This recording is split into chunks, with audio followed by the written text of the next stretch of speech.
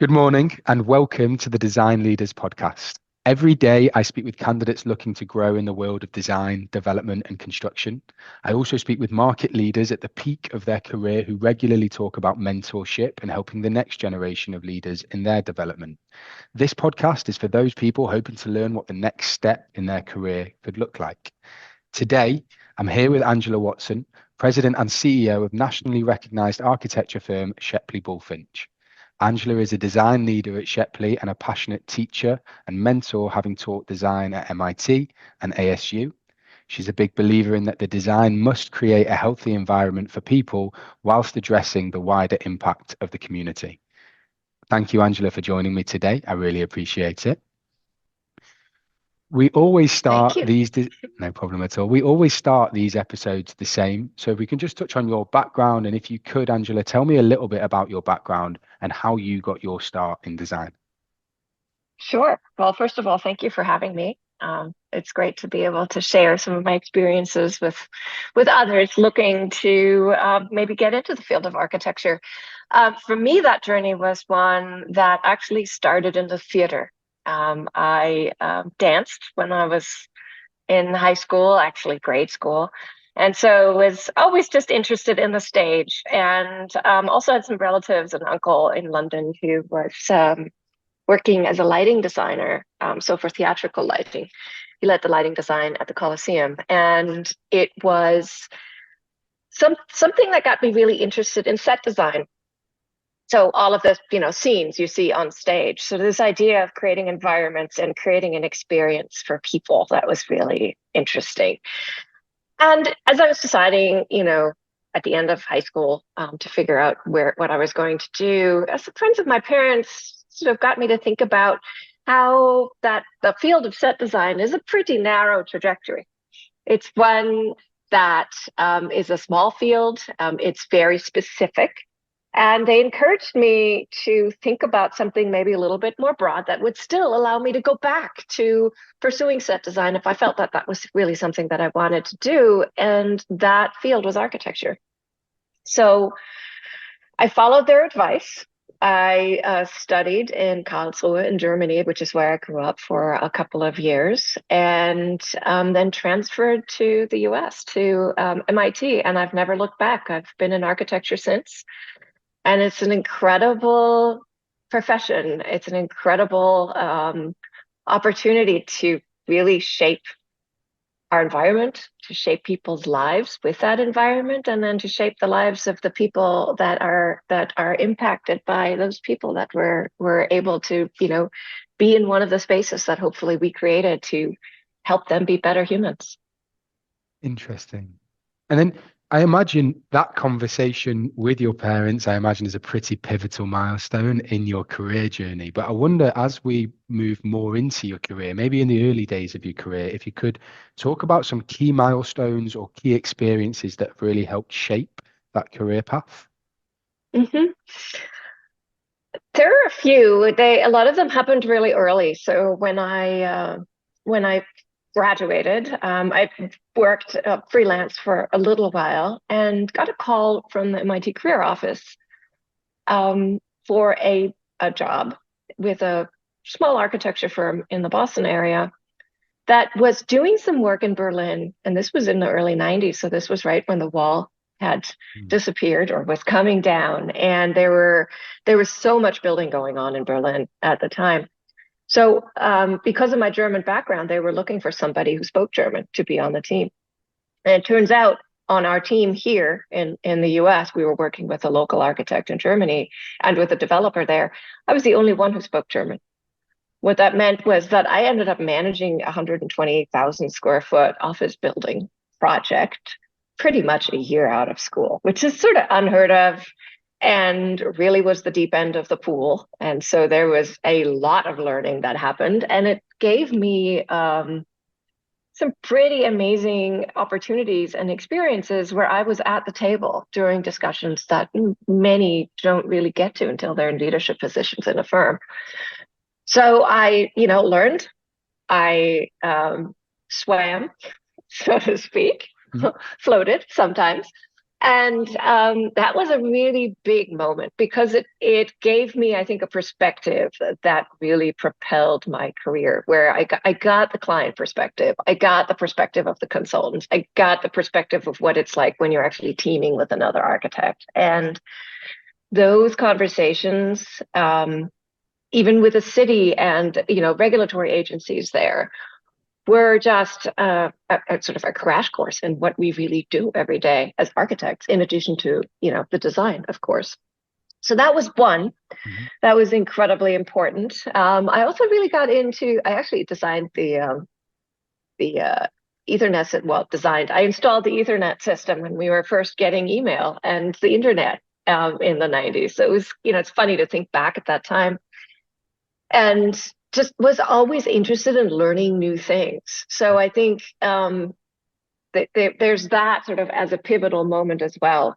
I would say the other one, I went progressively from smaller firms to medium firm to a large firm, which is, Shepley Bulfinch, which is where I am now. I joined 21 years ago there. But in between, actually early on in my time at Shepley, I was asked to teach at MIT by a former professor, and it was an undergraduate design studio. I did that for about 4 years, and it was a really incredible experience in that it taught me how to listen to others and to really try to understand what their goals were. It made me really, it really pushed me from being a person that jumped to judgment much quicker to somebody who is really interested in understanding somebody's journey, somebody's background, which is incredibly important when you think about it in architecture, because when we design buildings, we don't design them for ourselves most of the time. We design them for other people, right? And so that understanding and that curiosity and really the digging deeper before coming to a conclusion is something that I found incredibly useful, helpful, and important in the design process when I was really pushing, leading design on buildings. And I will say that it's probably one of the most important things I've learned that I need in my role today. Interesting. Now, just on that point, I wonder if you have had a chance to design a building for you at all. I think I might have seen something on the Shepley website about you having an opportunity to design something for you. Have you had that opportunity, Angela? Yes, actually all the time. But there was a building that my husband and I, who's an architect as well, we came across this building, this little building that was being offered for sale as a teardown. And it turns out, or turned out at the time, that it was actually designed by Marcel Breuer and Walter Gropius, actually more attributed to Marcel Breuer, which are sort of giants in the modernist architecture world. It was a little cottage right next to a river wildlife preserve, and it was so small that people were all looking at tearing it down. They couldn't imagine what else you could do with it. It was also restricted in terms of what you could do because it was right next to the river. So lots of, again, regulatory things to deal with. So what we did is we kept the cottage and we added to it because it was too small for us to be in. And that was an incredible experience. It took us a long time. It took us a good year to even agree on the design. But in the end, what we did was build something that sat next to the little cottage and then touched it very lightly with a sort of glass structure that also tried to really act as a pavilion that brought the landscape and nature. It was in the middle of the woods through the building. So we designed the curtain wall. What a curtain wall is, for those of you who don't know, it's basically a wall of glass. And so we designed the structure for that, which was wood, and then actually did a lot of the installation ourselves. So I caulked every single window in that house and installed all of the window stops in that house, laid a lot of the flooring. My husband did a lot of the cabinet work. So it was another learning experience where you understand the details that you draw it may not be so simple to install. And when you have to do it yourself, you gain a new appreciation for what that line really means. It was a really great journey. I really loved that place. And we've been sort of serial house renovators, so we moved on from that. But I'm glad to say that actually that building right now is in the custody of a wonderful family that we actually helped turn the garage into a guest house for them, that are living there with their growing family and have just been amazing stewards, and have been able to add to it and make it better. And it's just been wonderful to see that happen. So it's always a journey, right? Every one of these projects is a journey. Of course, what a lovely journey it sounds like. And I heard you say there that, your husband also an architect. I can only imagine the discussion over the dinner table with your husband is probably very related to design and architecture. Now, moving more into, the present day, and talking about, leadership as CEO, as president, what principles and what strategies have been instrumental to you in driving firm growth, in driving success? Well, that's always a really interesting question, right? Firm growth is always that big word that everybody uses. Everybody's like, well, how are you going to grow? What are you going to grow to? What is that number? And it's not so simple. Again, for me, it comes back to the people, and particularly in our business, it is all about the people, not just the people we design for, but it is everyone that works at Shepley that contributes to the buildings that we design. Mm-hmm. It's their commitment to understanding our clients. It's their commitment to working with each other. It's their commitment to learning and to curiosity. That's really important. And the other big piece that holds all this together, and this is a little bit of the chicken and the egg, is our culture. It's a huge piece of what makes us who we are, what makes us act in the way we act. It makes us treat our clients the way we treat them. It is about a sort of a shared understanding of who we are and how we want to be with each other, what we care about. So growth in that environment where culture is an incredibly important piece and people are an important piece can only really happen as fast, in my opinion, as you can bring people along, Mm-hmm. right? So that's really how I think about growth. It's about developing people, helping them grow faster, and helping them be able to do more, take on more, and teach others, right? So it's a constantly evolving and growing framework, and that's, I think, pretty critical for our business, the way we conduct it. It's different from manufacturing. It's different. We don't make a product that then is made again and again and again, right? Mm-hmm. Every single building we design is a once building. It's a one-off. We only do it once.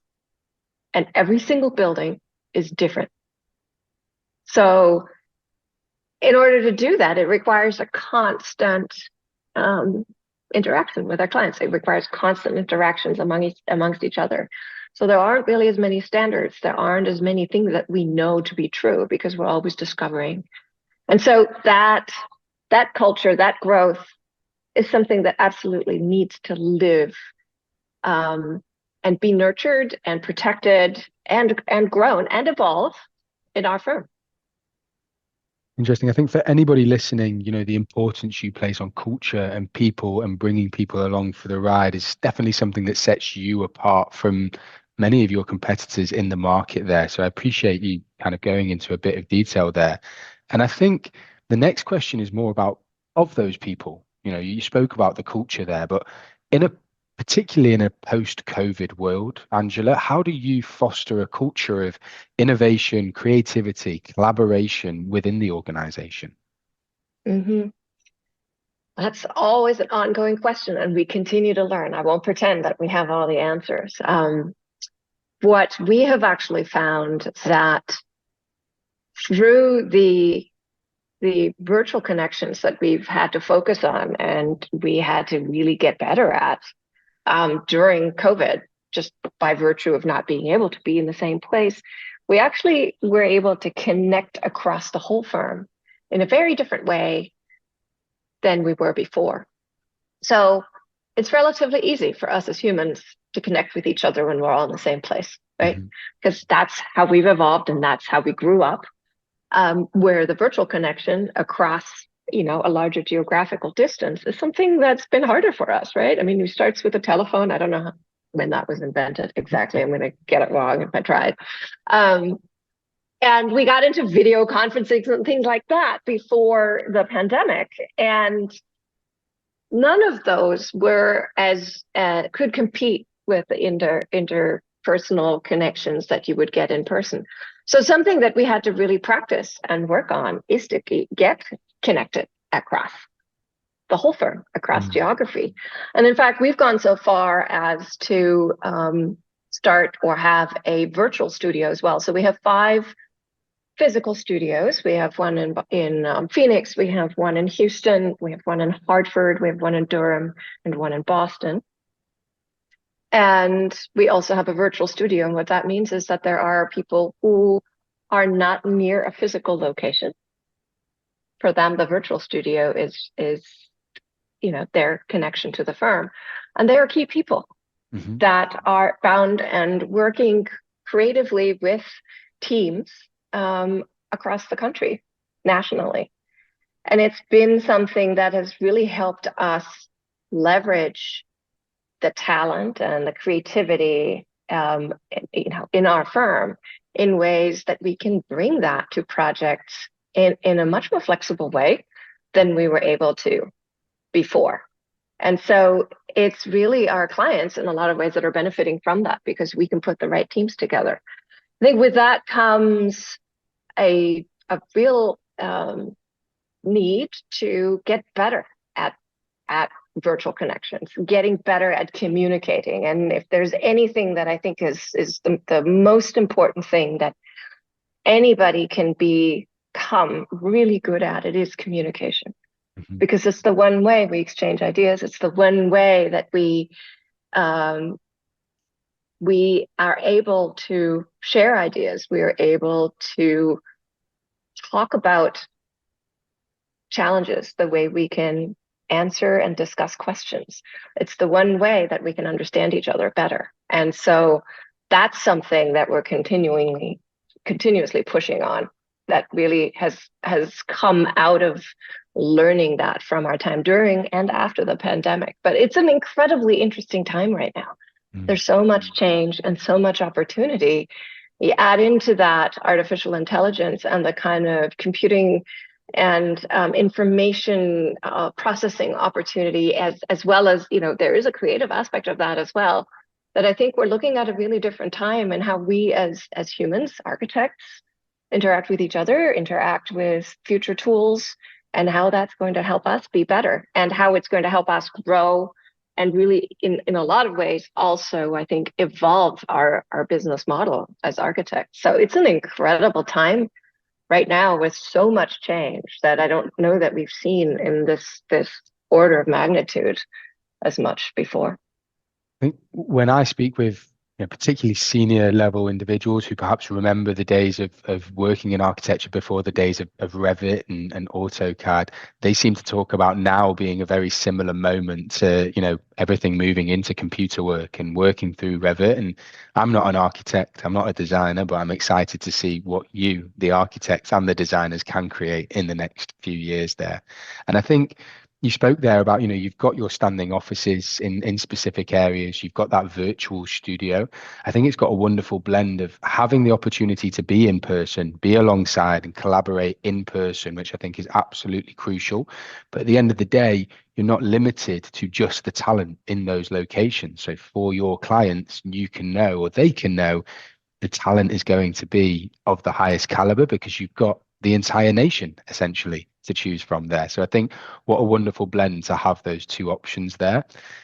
And then looking forward, Angela, to the extent that you can discuss, because I know that in your sectors in which you focus, a lot of the projects or kind of the work may be bound by NDAs and confidentiality, but what are kind of the primary goals and aspirations for the firm in the coming years, whether that is project related or otherwise?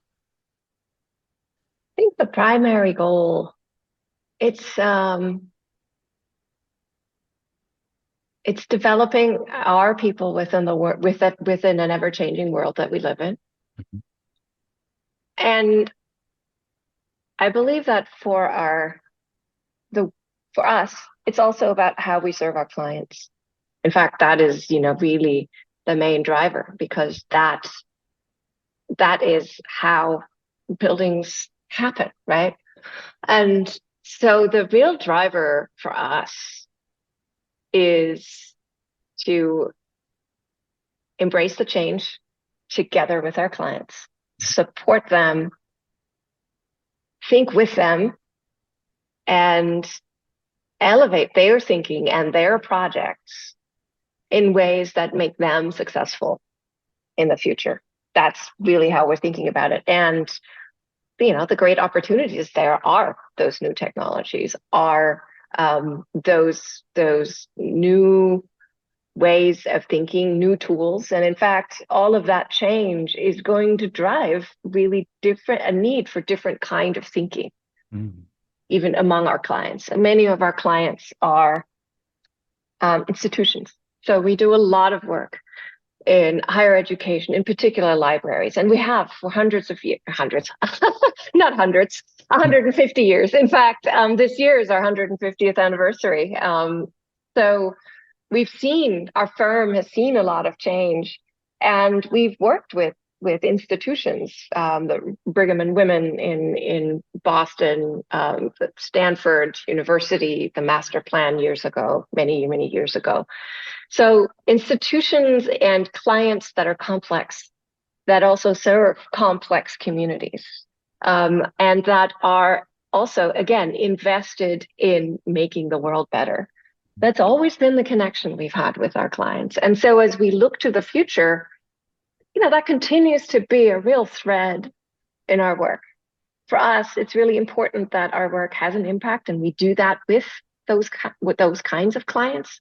And it really is about a partnership of discovering together, because coming into a new project, neither one of us have all the answers. We need to find those answers together. And so it's really continuing to build on that, and continuing to build on those relationships, and make sure that our healthcare clients, of which we have many, for instance, Children's Hospital Boston and it has been an incredible client for so many years, among so many others, that when you think about the impact they have in the people they treat, it's that connection to a much wider impact that really drives us and is how we think about the future. Lovely. And I think this is a little bit of a sidebar, just as you mentioned, your rich history there. I'm aware that I think it's Smith Group that has some, a rich history and longevity there as well. But at 150 years, Shepley has to be up there with one of the oldest, bigger architecture firms in the nation. Is that right? Yes, we're definitely in the top 10. I want to say, don't quote me on this. It may be number 6. Things keep changing. So, but that's there are a few firms that have been continuously operating for quite some time. If you think about it, in the late 1800s was a real time where many businesses were founded. You can look around and actually see many universities that were founded during a similar time frame. So we have a lot of peers.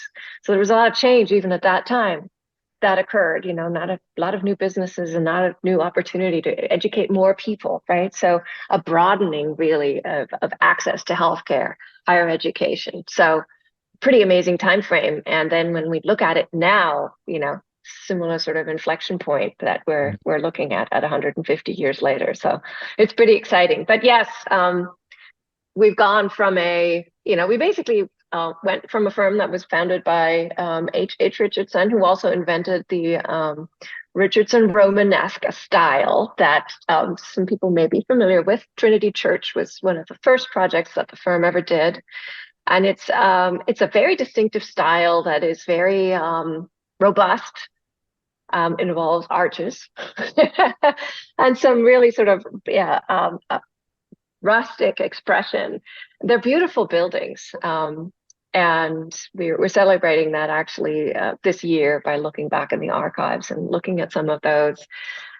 But what I think the really interesting story here is too, is that it's one of transformation. So we went from a firm that was founded by one white male, H. Richardson, and have become a women-owned and women-led business. And interestingly, it's not something that we set out as a goal. Back to the question you asked about goals. Mm. I think it happened through a shift in values of saying we need to be a diverse firm, and so the firm made an effort to hire and empower more women. The same way we're making an effort now to hire and empower more people of color, people that are across the spectrum of diversity that we as humans, are lucky to have. And so it was about really reflecting who our clients are, who our customers are, who the people are we're designed for, right? And as a result of that, I think we got to a place where we just had all of a sudden quite a few women that were, ready to step into leadership and were willing to take on that challenge. We made it possible through flexibility in schedule and the ability to really craft a plan that would work for individuals and the different challenges and pressures that they had on them on their lives. And so that's another thing that I think we've really embraced, and that's a really big part of our culture. So it wasn't about saying we must be a women-owned firm. It came from a place of wanting to increase our diversity and increase the voices that we had in the firm that would contribute. And as a result of that, we became a firm that was much more balanced than we had been before. And that's really, it's a word I like to use. The word balance is an important one, because we live in a time where it's easy to get pulled into one direction or another.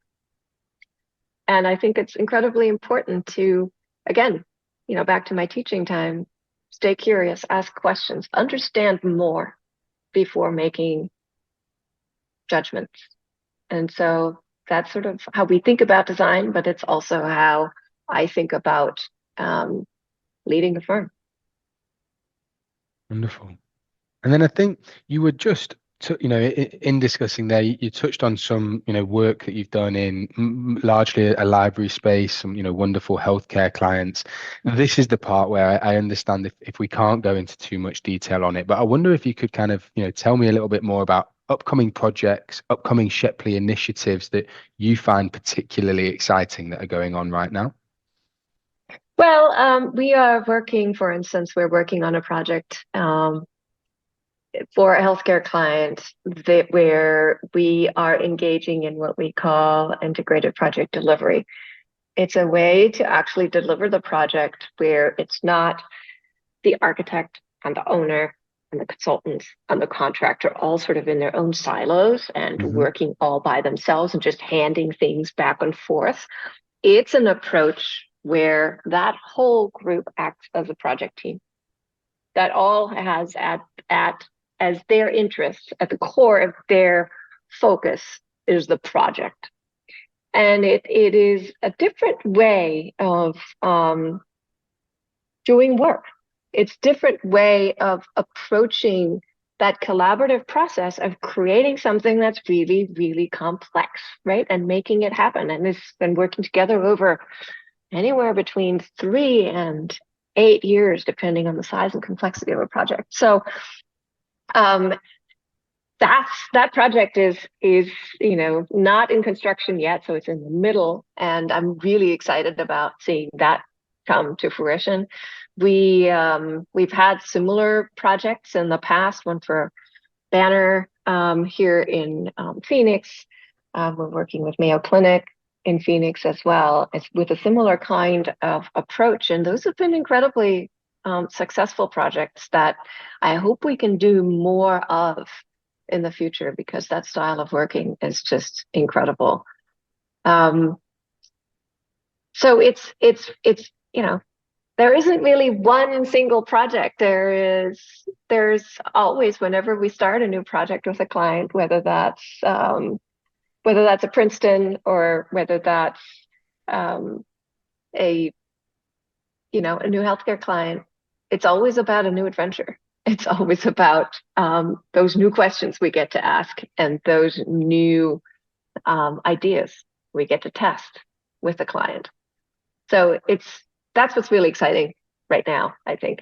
I think the other thing that we're also experimenting with is how we can integrate AI into our design process. So we're doing that. There's a lot of that going on, and that's moving fast. So really thinking about how we take some of the capabilities AI offers us now in image generation, things like that, and drive that into our design process. So it helps us, create and test things faster, and be able to, again, have more input and, broaden our horizon and broaden our palette, so to speak. Interesting. And I think, as we kind of lean away from Shepley and more touch on kind of, some advice for those in the market that are listening. I work with architects, MEP professionals, construction professionals, and naturally you work with the same individuals in partnering with those firms. What advice do you have for young architects, young professionals looking to advance their career in this industry?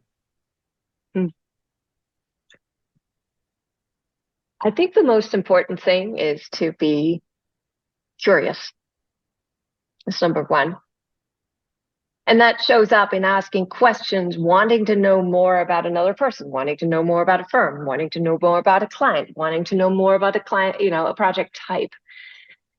And not stopping there, but also wondering about how it can be better and how one can contribute. So it's really about finding a way to engage, right?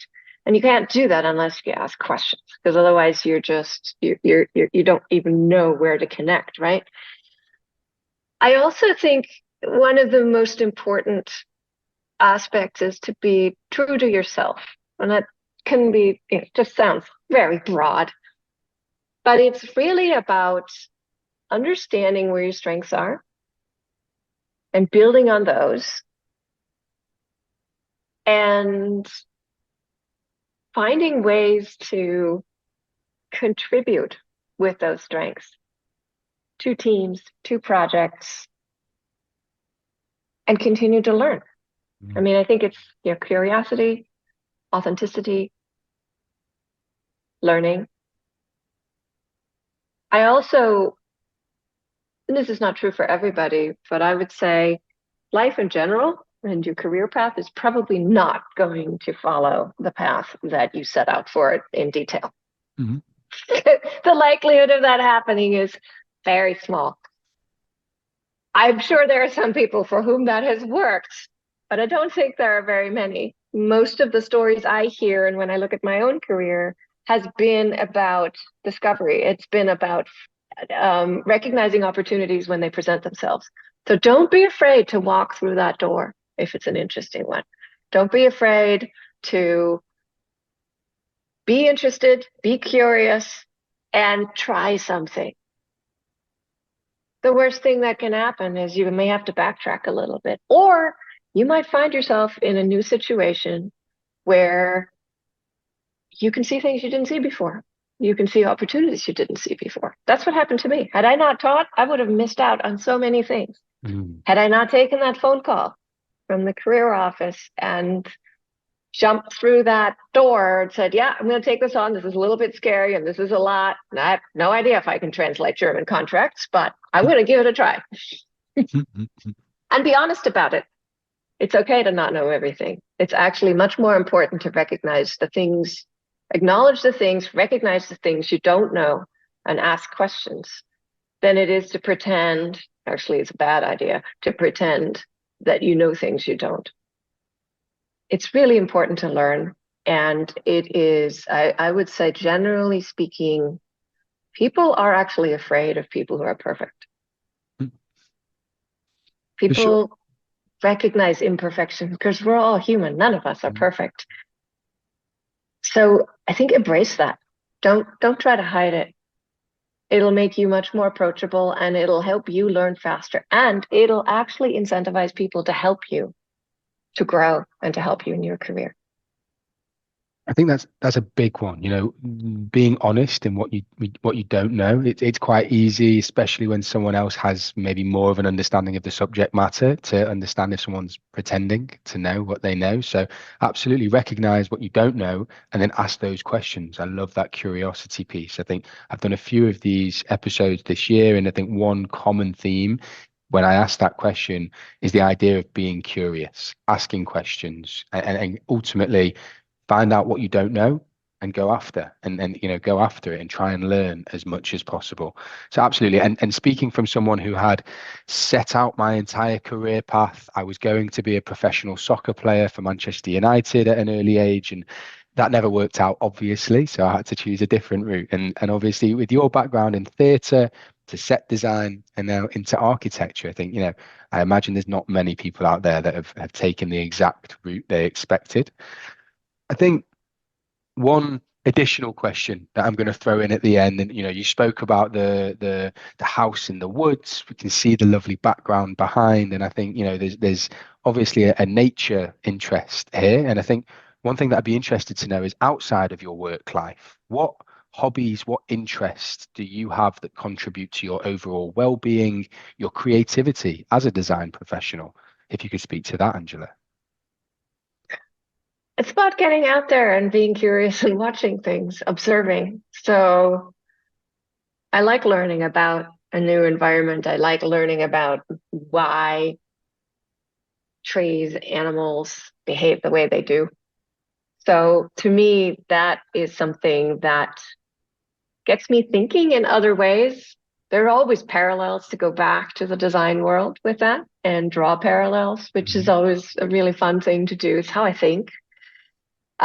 So for me, it's about getting out there and appreciating the beauty of the world that we have, the world that we live in, and of those that live there with us, which is not just humans, but you know, the bobcat that might come by, or the little group of quail that come out in the spring. Those are moments that remind you of the small things that you can enjoy. It doesn't always have to be the big things. And to me, those are really important. They remind me of um, what it means to be stewards of this place.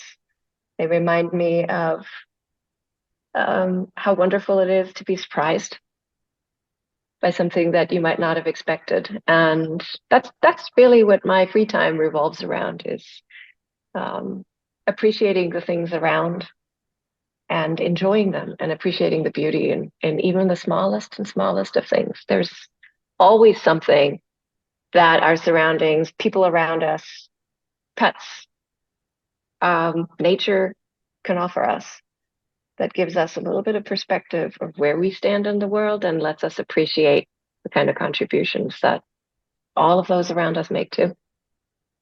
Well said, and what a lovely place to finish up there as well, Angela. As a final thought, I wonder, we're going to when we share this episode, I will attach your LinkedIn profile. So for anyone listening, I think it's well worthwhile shooting Angela a connection request and connecting. But where else can our listeners, either connect with you or learn more about Shepley, if you can direct Yeah. them there? Yeah. So I mean, there's our website, and then you will find us in social media under Shepley Bulfinch. We tend to share regularly, so take a look. There are always interesting things, whether that's a group that's working with the National Organization of Minority Architects on the career pipeline, or whether it's a new project, or whether it's new groundbreaking or a new project starting. Yeah, would love to hear your comments. Well, for those that are still listening, on behalf of them and myself, Angela, I really appreciate you coming on today, especially for those that don't know, it is a Friday afternoon. So I appreciate you coming on here, particularly on a Friday afternoon. I will leave you to the rest of your Friday, but I just want to say thank you very much for joining us today, and I hope you have a good rest of your day, Angela.